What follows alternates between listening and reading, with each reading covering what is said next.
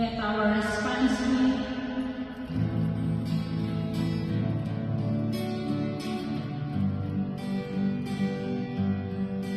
the Lord is my light and my salvation.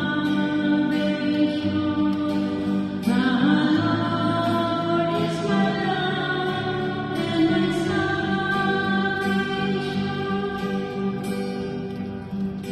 The Lord is my light and my salvation.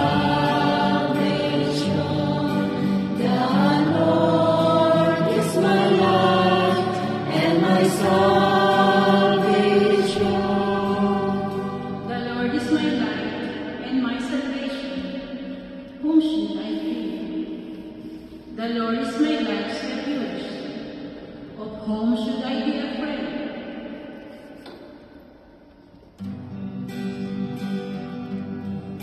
The Lord is my light and my salvation.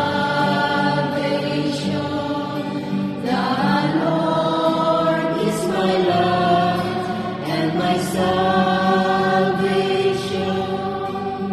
One thing I ask of the Lord, this I seek, to dwell in the house of the Lord all the days of my life, that I may gaze on the loveliness of the Lord and contemplate His temple.